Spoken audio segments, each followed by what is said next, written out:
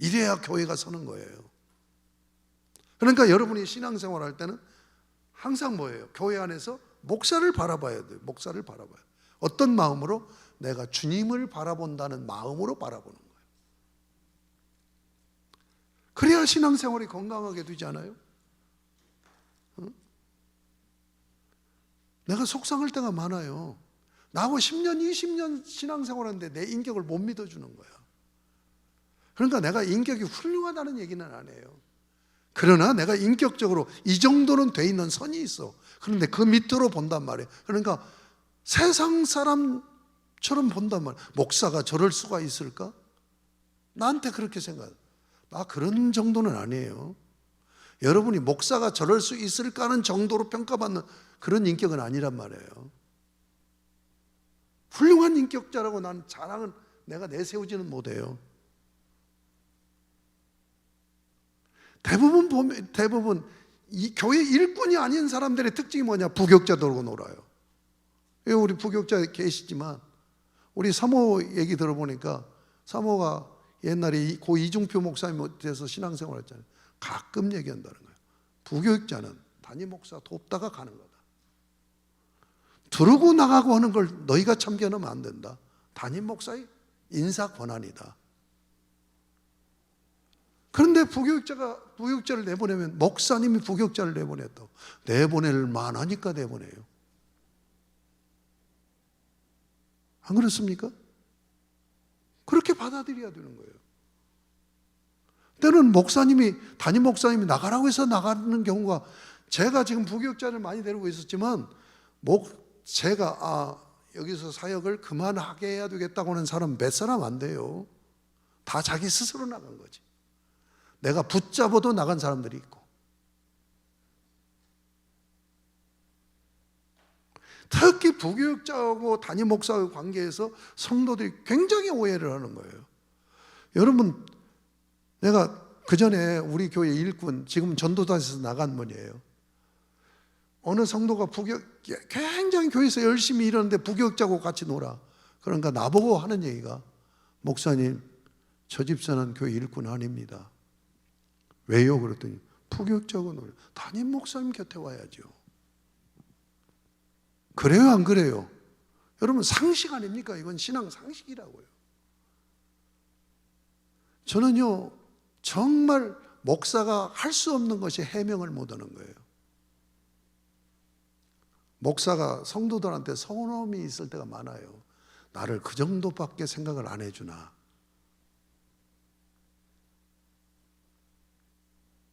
내가 이원재 목사 한 걸 보세요. 내가 이원재 목사님이요, 내 마음에 50% 안 들어요. 30, 40%밖에 마음에 안 들어요. 거기 가서도 좀 문제가 있어. 그저께 좀 담임 목사님하고 얘기 나눴더니, 아이고, 너무 강하고 고집이 세요. 내가 우리 이원재 목사님한테, 너는 부목사감이 아니다. 고집을 부리고 나하고 의논을 하고 보고도 안 하고 자기가 다 처리를 해버리는 거야. 부교육자는 그러면 부교육자의 기본이 안 되는 거예요. 그런데도 내가 박사학위까지 마치게 했잖아요. 내가 내 돈도 대준 거예요.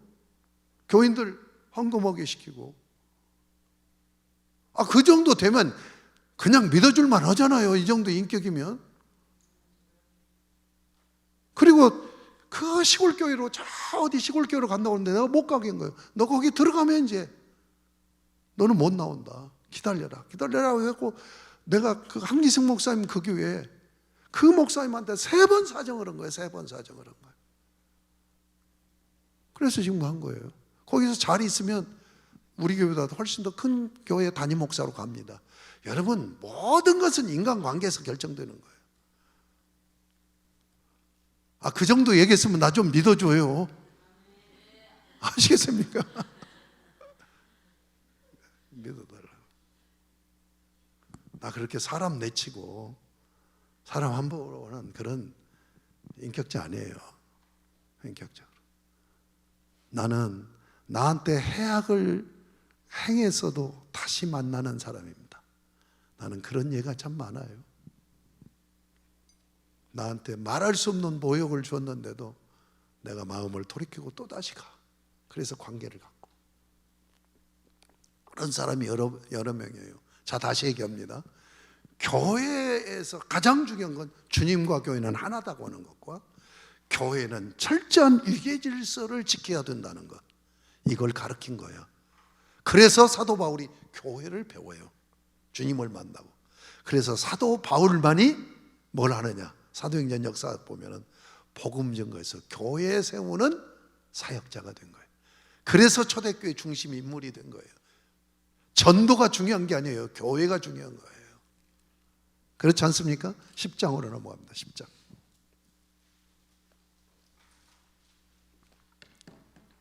10장은 뭐냐? 베드로의 마지막 사역입니다.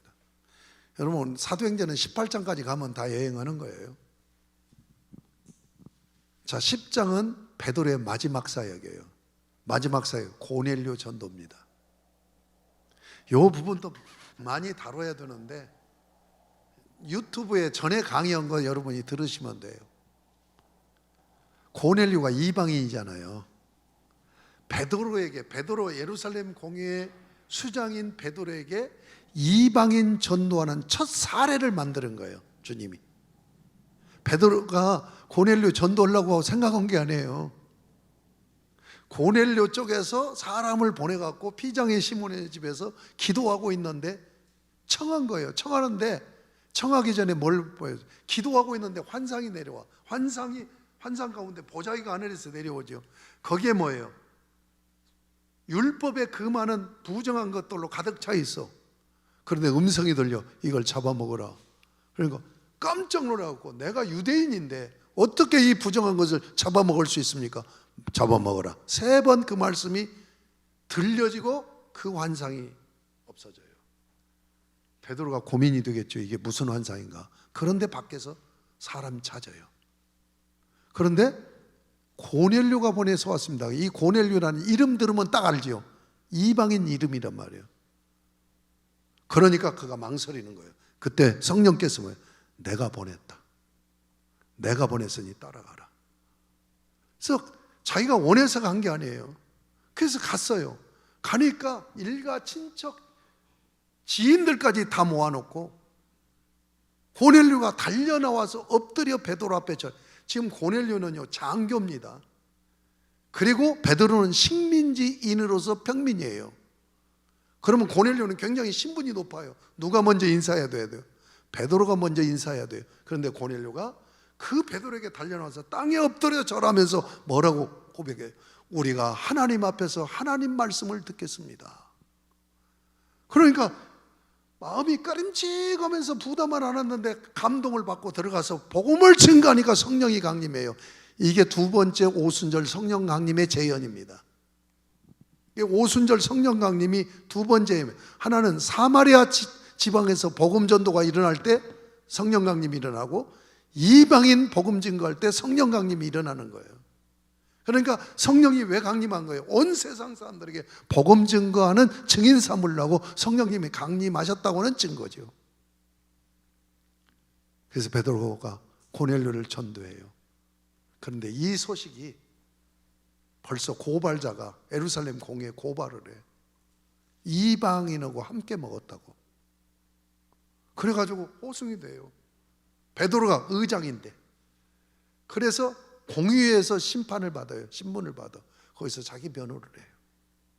그 변호를 하면서 이것은 내가 원해서 한 것이 아니다, 성령 하나님이 하신 것이다 하는 증거를 하니까, 그 증거를 듣고 예루살렘 공의회 사도들이 이방인도 하나님을 사랑하는 자는 이방인도 하나님께서 이런 은혜를 주시는구나 하고 받아들여요. 자, 이게 10장 얘기입니다. 베드로는 여기서 끝나요. 베드로는 그 후로 15장에 예루살렘 공회에서 회의를 할 때 예루살렘 공회 의장이 누구예요? 베드로인데 바뀌어져요. 베드로는 의장 자리에서 내려오고 2대 의장인 야고보가 회의를 주재하는 걸 봅니다. 1부는 여기서 끝나요. 자, 그러니까 지금까지 오순절 성령 강림 후에 세워진 예루살렘 교회와 예루살렘 교회 수장인 베드로의 사역이 10장까지 전개되고 있단 말이에요. 자, 11장으로 넘어가요. 그러면 지금 이제 정리합니다. 10장까지 정리하면 사도행전 1장 8절을 불순종하니까 성령 하나님이 역사하셔서 교회를 깨버려 가지고 이방인으로 복음 증거하는 역사를 이루는데도 사도들은 깨달지 못하고 있었다 하는 얘기죠. 그렇죠? 그럼 왜 그랬느냐 하는 이유가 11장 19절에 나와요. 자, 11장 19절과 20절은 사도행전의 반전의 그 대목입니다. 19절을 같이 읽겠습니다. 19절 시작.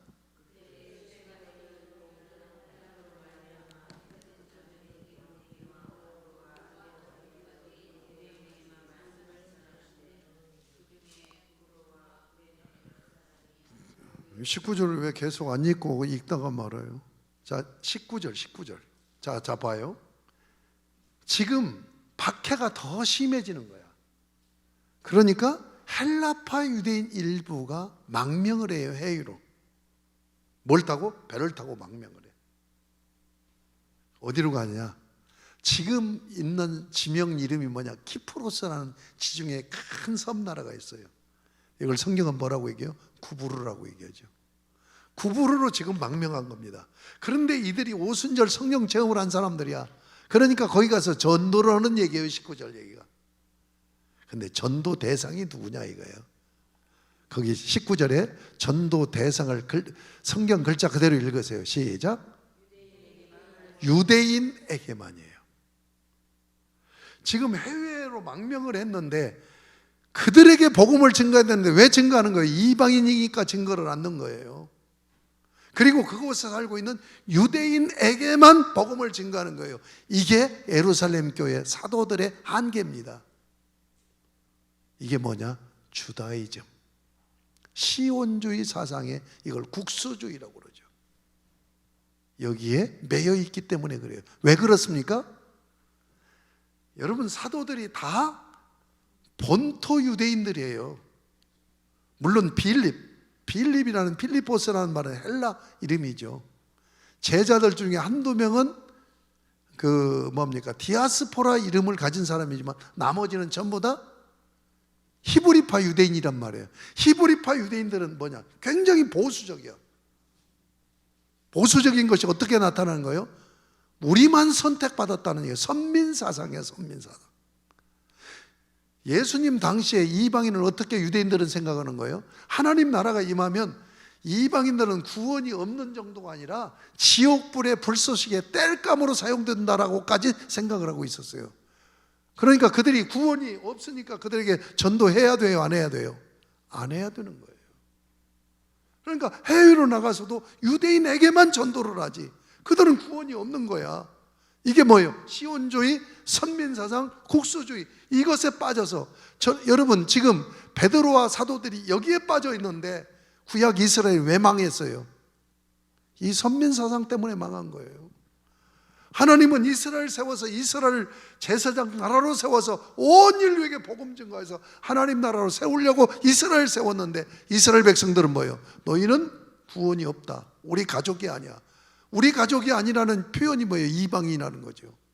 하나님이 그 이름을 붙인 게 아니에요. 유대인들이 우리만 선택받은 하나님의 가족이고 너희는 구원이 없는 우리 가족이 아닌 이방인이다. 이것 때문에 하나님이 이스라엘을 버리신 거예요.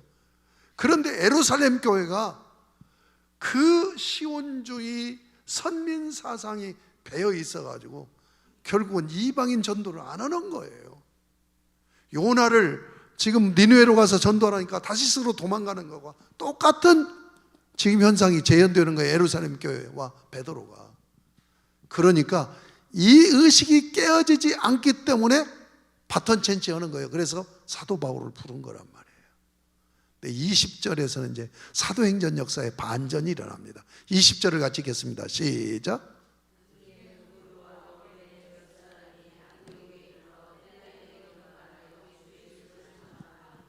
자, 또 일부가 지금 구부로에서 올라간 사람들 있고 육로를 따라서 아까 지금 다마스커스 올라갔죠? 다마스커스에서 조금 더 올라가면 어디가 나오냐? 안디옥이 나와요. 거기로 지금 망명을 한 거예요. 못 견디고. 그런데 그들도 성령 체험했으니까 전도를 한단 말이에요. 근데 20절 보세요. 전도 대상이 누구예요? 헬라인, 최초로 이방인 전도를 하는 거예요. 최초는 이제 베드로가 고넬료를 전도한 사례를 남겨놓고, 자, 그래서 세워진 교회가 무슨 교회예요? 안디옥 교회예요. 그러면 예루살렘 교회는 베드로가 전도 부흥회를 통해서 세워진 교회죠. 그런데 안디옥 교회는 어떻게 세워졌어요? 평신도 전도자가 전도해서 세운 교회예요. 그래서 교회가 세워졌다는 얘기를 예루살렘 교회에서 보고를 받아요. 근데 예루살렘 교회에서 지금 무슨 사례를 가지고 있어요? 베드로가 이방인 안드레를 고넬료를 전도한 사례를 가지고 있죠. 그러니까 이제 뭐예요? 긍정적으로 여기에 목회자 파송하자. 예루살렘 공회에서 목회자를 파송합니다. 파송된 목회자가 누굴까요? 바나바가 파송되죠. 바나바가 어떤 사람이냐? 히브리파 유대인이 아니에요. 헬라파 유대인으로 열린 사람이야. 진보적인 성향을 가지고 있단 말이에요. 그러니까 거기에 맞는다 해서 파송을 한 거야. 파송을 해서 지금 바나바가 거기 사역을 하는데 너무너무 교회가 부흥되는 거예요. 그때 바나바가 한 일이 지금 11장에 지금 머무르면서 제가 얘기를 하는 거예요. 다소 지방에 내려가 가지고 거기서 은거 생활하고 있는 사도 바울을 데리고 와요. 자, 자기가 와서 바나바가 와서 이 안디옥에서 목회하는 사이에 예루살렘에서 바울을 사도들이 배척해 버린 거예요. 여러분, 사도 바울을 바울 되게 한 사람이 누구냐면 바나바입니다. 이 사도들이 이 교회 핍박하던 자가 지금 개종했다고 그러니까 안 받아들이는 거, 안 믿는 거야. 그러니까 아니다, 설득을 시켜갖고 교제 악수를 나누게 해요. 그리고 자기는 지금 안디옥 교로 파송해 왔는데 바울을 같이 동역을 안 하는 거예요. 그러니까 바울이 견딜 수가 없으니까 다소가 어딥니까? 자기 고향이에요. 자기 고향으로 들어가서 은거 생활해. 이 소식을 들은 거야. 교회가 막 부흥되니까 나 혼자 사역할 일이 아니다. 그러니까 바나바가 대단한 인물이죠. 사람을 알아보고 사람을 키우는 인물이야. 다소로 가서 바울을 데리고 와요. 그래서 둘이 공동 담임으로 동역을 해요. 그 얘기가 지금 11장 얘기예요. 1년 동안 목회를 하면서 안디옥에 나타난 것이 두 가지입니다. 첫 번째, 그리스도인이다 라고 이름을 얻어요. 진짜 이들은 예수쟁이다 하는 얘기예요. 그리스도인이라는 이름을 얻어요. 크리스찬이라는 말이 여기서부터 시작되는 거예요. 그 다음에 이제 12장은 그냥 건너뜁니다. 13장으로 넘어가요. 13장에 두 번째 일이 나타나요. 13장 1절에 보면 안디옥 교회의 특징이 나와요. 자, 1절 보세요. 안디옥에 선지자와 교사가 여럿 있으니 누구부터 나와요? 바나바부터 나오고 마지막에 바울이라는 사울이 나오죠. 5명의 공동 담임 목회가 이루어지고 있어요. 나는 이 안디옥 교회를 보고 그래서 강태봉 목사 교사하고 있는데 퇴직시켜가지고 우리 공동 목회하자, 담임 목회하자. 그래서 안디옥 교회 한번 세워보자 해갖고 강태봉 목사가 오게 된 거예요. 내가 인사권, 재정결제권까지 다 넘겨줄 테니까 진짜 담임 목사는 이제 그 친구가 돼버린 거지. 그러다가 전도운동 하다가 그게 이제 안 돼서 지금 당수동으로 나갔습니다만, 자, 여기 안디옥 교회가 왜 공동 담임 목회가 이루어졌는가? 그것은 그 시대의 상황 때문에 그래요. 안디옥 교회는 국제형 교회였어요. 이게 언어 문화가 달라요. 교인들이. 그러니까 거기 맞는 목회자들이 세워져야 되잖아요. 그런데 놀라운 것은 부교육자로 쓴 게 아니라 담임 목회자로 썼다는 거예요. 이게 1절 얘기입니다.